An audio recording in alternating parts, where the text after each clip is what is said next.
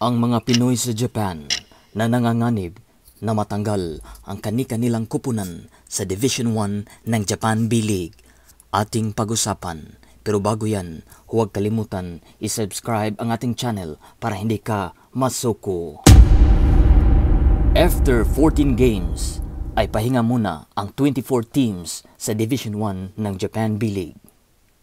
Kung ang current standing ay ganito pa rin after the 2023-2024 season, kani-kaninong kupunan ba ng mga Pinoy players ang malamang matulad sa nangyari kay Keith Virabina at ang Shiga Lake Star kung saan bumagsak papuntang Division 2? Ayon sa ating nakalap na ebidensya, 3 kupunan na may Pinoy ang posibleng matanggal sa Division 1 kung ganito pa rin ang standing.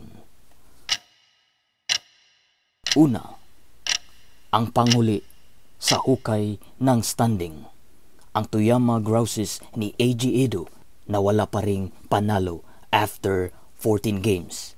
Nasa pang 24. Ang sunod naman na mga nganib kahit nasa pang 22 sa standing.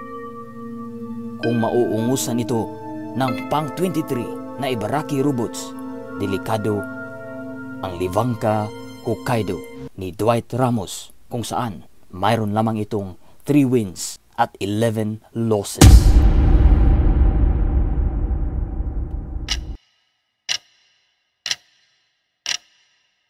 At ang panghuli, kahit maganda man ang kanyang pinapakita sa statistics individually, ang kupunan ni Matthew Wright na mayroon ring 3 wins at 11 losses na Kyoto Hanaris.